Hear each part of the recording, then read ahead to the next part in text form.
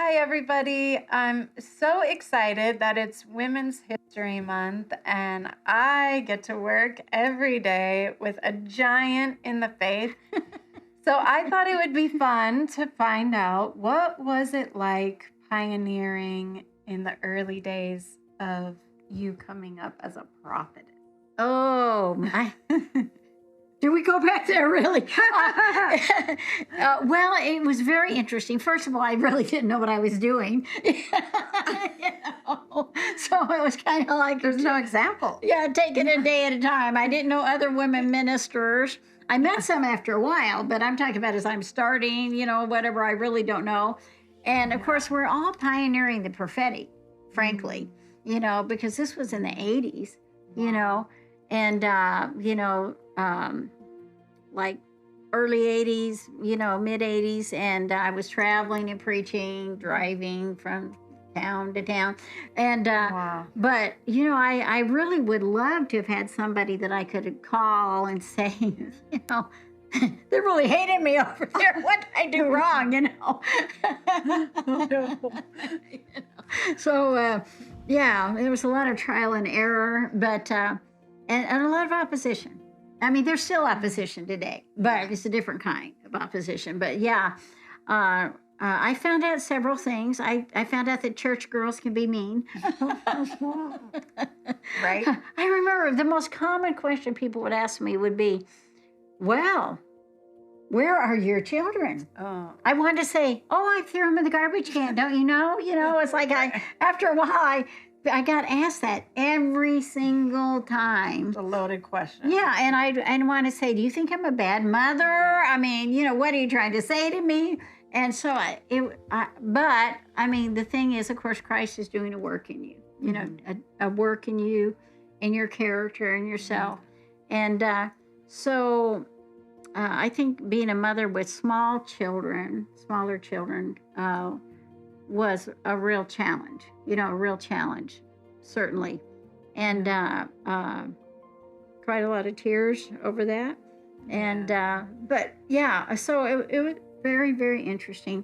But, I wrote Women of Destiny, or now Women Rise Up, Voice of God, and a lot of those books. And I kind of told some of my stories. So it was cathartic. Get it all out on the paper. Get it all out. Yeah. Wasn't there a story about a church that didn't want you to preach because you were a woman? Oh, which time? No. Well, I think one of the things that has been challenging was, even though they would say, like, I want you to come, it was hard. And then there were times where I would get in a place where somebody else had invited me that I knew and said, no, this is the place you need to go. It was a nation I'd never been in before, only to get there to find out they were really not open to women in ministry. And it was a challenge. I had to, just lean into the Lord and say, Lord, give me a word that is so detailed, so exactly supernatural in knowledge, and that they'll believe. Wow. Both in women in ministry, and I've seen that happen. I one time I was in a nation, I won't say where exactly, but it was in a very close former Soviet bloc nation. Wow. And I came into a situation, they just had a big fight over whether I should be there or not. And I didn't know. I'm coming in, and the elders had a fight. Wow. And I'm looking at my friend who invited me, going, okay, it's a good thing I don't believe in murder, because you would be so in trouble right now. And yeah, and God gave me such a detailed word, what they had just talked about in their staff meeting, and what their challenges were, that finally the pastor stood up and said, this woman has been sent to us by God, and we're going to listen to her. And then everything changed, but it can be a challenge. So that's really anointed by God. Yeah. Thank God for the anointing. Yeah, but then I learned from you there's a difference when he sends you, and when he sends you and you listen, then he shows up for you in a big way. Yeah. How did you get your start? God supernaturally did it. I wrote about this in Woman Rise Up, that I actually had an angelic encounter, and I was already ministering like in the local church. I was leading worship. Actually, I was leading worship and teaching the children's church. So it was so funny. Talking about multitasking, I'd go in and lead the worship, then I'd run over, and I had about 50 kids, and I'd teach them, and then I'd literally come back in and close the service out. And I had a worship team, so I was meeting with the worship team. Yeah, I was like, and after a while, our little children's church grew to about 100, and the church was about 200. So we had half of it kids, and yeah. But there were times, literally, I was rebuked in the church service for things like I was casting out demons, and I didn't know the pastor didn't believe in casting out demons. It was a spirit-filled church, and so in the middle of the service, he calls me to the front. I thought he was going to go, "Great job, you're leading worship, you're teaching the children," and he began to rebuke me and telling me that I was in spiritual pride. This is in front of the whole congregation. Oh, You're just prideful, and you think you know everything. Wow. And I was really blindsided by that. And actually, he apologized later, but it was painful.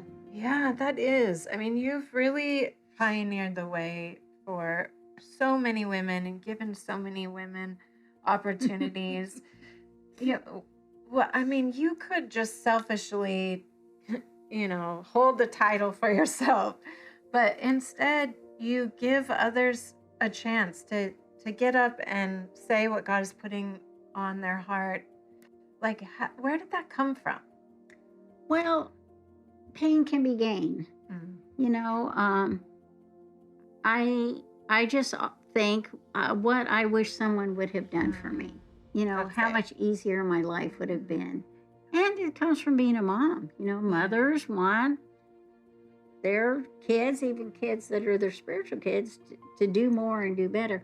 I think one of the greatest delights right now in my heart, Jenay, is to see like you and others getting up there, preaching. I've known you a long time before you married Daniel, Yes.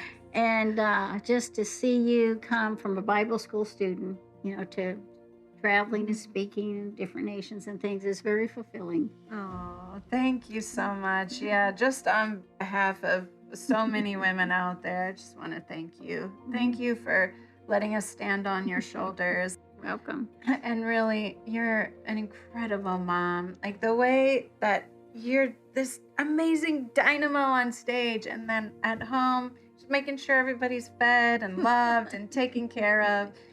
You're just such a blessing to a lot of us in a big way. And we just wanted to say happy Women's History Month. Thank you. We're going to celebrate women. Yes. Yes. We love men too, but this is a month for celebrating women. Yes. And to all of you out there who are pioneering the way, we salute you too. And we appreciate you.